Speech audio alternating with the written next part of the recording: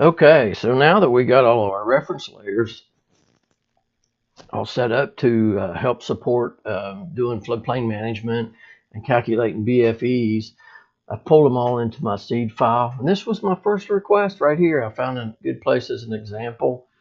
I renamed all these layers to make them, user friendly, just so I could see what they were very quickly. We have base layers here, some of my favorite ones. I really like the USGS topo. We have reference to the NFHL. I mean, that just comes streaming off the internet. And, you can set it up how you want the layers to show. I'm going to zoom in so I can show you how I have them set up. I got the areas of flood zones, and then I put the actual BFEs on there for zone A's. And it's really pretty nice because you can attach that layer actually as two different types because they got both out there. And you can attach it either as a map server or a feature server. So these lines are actually features, so that's pretty cool. The difference between a feature is if I'm going to pull down the national layer and maybe intersect it with structures later on or text parcels, I'd want to use the feature layer. So this is a combination of each one. I mean, this is a raster. Those come in and display very quickly, and then the lines, they're real sharp, and you can see them real well. So then I got all my BFE reference layers, the elevation, direction, stream, Manning's in value, and then the West Virginia NSS regional map. Even though we talked about, we're just doing a county, but I'm going to be doing probably all of them across the state or even the country. So you just never know. Got that there for reference. This flood depth layer, this is actually from our state sponsored GIS college, and when FEMA does and calculates depth grids for the state, they publish them there. So typically you can use advisory-based flood heights in certain situations when you're doing an elevation certificate. So this shows me where those are. I mean, I can actually use those. And in some cases, they're more up to date than the actual regulatory map. Let's take a look at that. Let's turn on the regulatory map.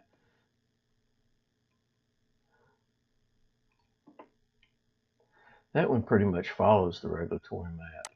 But then there's areas where the advisory is actually better. Let's see how this looks. Oh yeah. So this shows the zone A on the old map or on the existing regulatory map. And then it shows where'd it go? Flood depth layer that's a little bit more detailed and actually extends up a little bit further. So that's interesting. More detailed. I mean, it's more up to date. It uses newer LiDAR. So that's the thing. I mean, and we actually have new LiDAR here and new elevation data. So I'm going to show you how we're going to use those. What's this? Oh, and then I got references just for, we'll turn off NFHL. And these are just references for like all the streams in the county. And, you might want to see them really well. And then the Huck 8 watersheds and then the Huck 12s. Just where these waterways are and streams, knowing where there's physical attributes on the ground that affects the hydrology.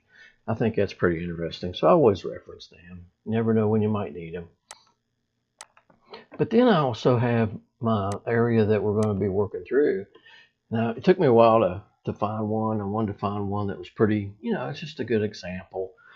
And, it took me a while, but finally found it. So here's my sample cross sections. Put a point of interest there. I'm going to turn on my basin. I've already calculated. I already did it as an example. So here's the complete watershed, what it looks like.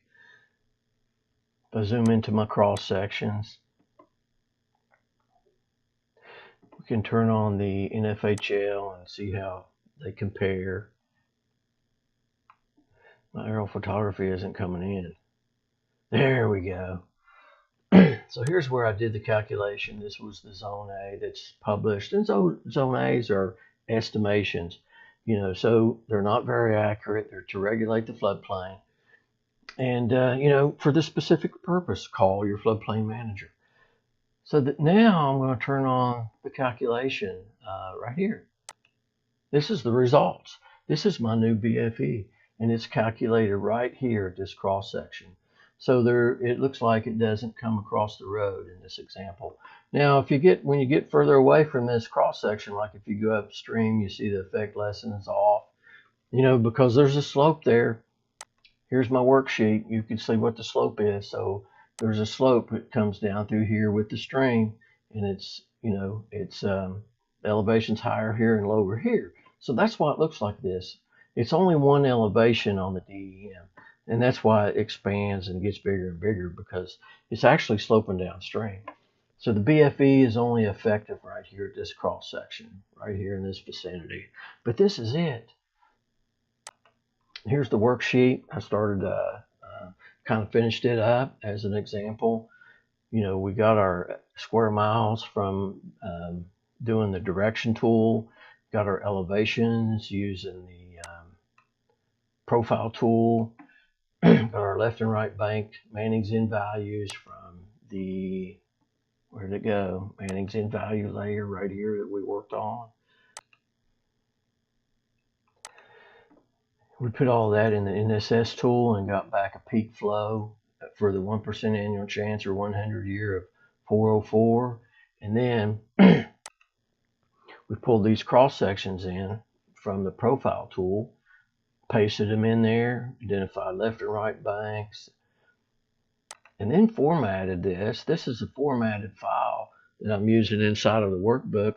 So then I take this and copy it and paste it, and just paste it in a text file. Out here it's called cross section, or let's see which one. I think it's this one. Yeah, it's this one. So this is what gets opened up in the Quick 2 application. And here was the results. Here it is in Quick 2. You hit F6 to save it, and there's other commands on different screens to open it up. So you pull it in, you put the slope in and hit enter, and it calculates it. And here's the results, 692.33. And that's what we recorded in our worksheet right here. Subcritical flow, that ends up being important, because if it's critical, then you have to do another, it'll tell you critical flow. Then you have to do another choice on the menu like we discussed in the previous example when we did our walkthrough. Depth of 4.4 feet, and that's taken right at the lowest point, which is in the creek. Lots of information, lots of excitement, at least for me there is. And I can't wait to I'm going to walk through one of these for you, but just wanted to show you how much information you can pull from these stage layers. And here's another thing I want to show you, because it's really interesting too. I'm going to turn off my examples here. I'm going to leave these other layers on. I'm going to turn on POI too, because I want to show you something else that we can do with these DEMs. I'm going to zoom to it, because now that we have this DEM information, look what we can do here. So this is an area inside Cabell County where you have, a bunch of old structures. And this is a pre-firm stuff. And this pre-firms is, because new construction is all supposed to be done out of the flood zone. And as long as you can do that, typically you can do it just visually, just move it out of the flood zone. But these homes that have, were pre-firm, there they are. And now they're in a high risk area, for an annual event, at least for a 1%. And then the longer that goes, the longer there's no flooding there, the more likely it is to flood. But it has to be accurate. So here's one way we can check that. Now I'm going to turn on the DEM elevation here. And this is set for back at our other point. But now I want to set it for 563 so I can look at it in this area and see if it's how accurate the existing flood mapping is here. So I want to go to the style, And here this is how I do this. It usually comes in as just a, here's what it usually looks like when it first, you first bring in that layer. It's just a gray. And I got the transparency on, so it's even, you're not even seeing it. Let's turn off the transparency too, or make it higher to where you can see it. So that's what it looks like. It usually looks just gray. Let's turn off the, we got FHL here. So it's usually, that's it. That's what it looks like. It's just an elevation layer. That's not even what it looks like by default. Let's see if I can get it back to what it typically looks like.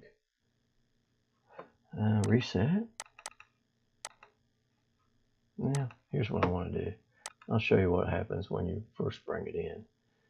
Add raster layer. It's in my reference directory, FBMS, reference, data. It's in my elevation, Cabell County, TIFF. So here's what it looks like. These are elevations.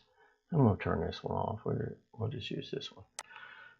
So I'm going to go to that POI, this other point of interest, that and just have a default gray shaded elevation as a reference. I'm going to turn on the NFHL, National Flood Hazard Layer. And I want to reference it at 563. So here's how you do that. And you go to clip to minimum max, type in 563. So what this does is it stops it at 563. And that's supposed to be the reference for this elevation. And we know that this DEM is newer than the LIDAR and DEM that they did this map on. So look at the discrepancy there. Here they show 563 running up into all those houses. And this is the regulatory floodplain. It just hasn't been updated. I want to change that. Just make it red so we can see it real good. Make it transparent too so we can see through it. Not that much. And there we go. So if somebody calls in an area like that, or if somebody calls in and wants to know if they're in the floodplain, you ought to check it, because you might be able to tell them some really good information, like, ma'am, sir, you may want to get you an elevation survey, because it's a possibility that the maps are out of date, and it could possibly save you on purchasing insurance, and you might be removed from the floodplain. So you have a chance to talk to them, engage them, and tell them about the program, because that's what the floodplain manager does. And this type of tool would be awesome if it was in the hands of a floodplain manager. Who else? Emergency manager, code enforcer. Yeah, we want to enforce code, but we want to really let people know about the program, because what you want to do is be in compliance. And that's what all these tools help with, being in compliance. Now, so that's what excites me about it, because I get to tell people sometimes, how to save them money, how, the details about the program, how it affects them, because the insurance, most of the time people are trying to get out of it because they don't want to pay it. But it's a great opportunity to talk to them about, if you're not really, if you're not going to pay, or you don't have a high risk here, you could get insurance at a reduced rate, because you're still next to a floodplain. And it's possible that we have a record event and it's still flood. But since the map, the regulatory floodplain, has been established at 563, it's a possibility that the elevation survey might put them in that position. But there's just a lot of detail. And this gives me the chance to engage with people about the details of the program, and possibly assist them in making good decisions, whatever situation they might be in. whether it's selling their house, buying a new house, whether it's they're concerned about flood records or a new flood. See right here, 500 year. And under the old guidance, you know, if you want to look at the effects of climate change, the 500 year is what you want to look at. Well, here's what's pretty cool in our in my results of the NSS. Look here, 500 year. I could calculate a 500 year just as quick as I can a 200 or a 100 year or any of these return values.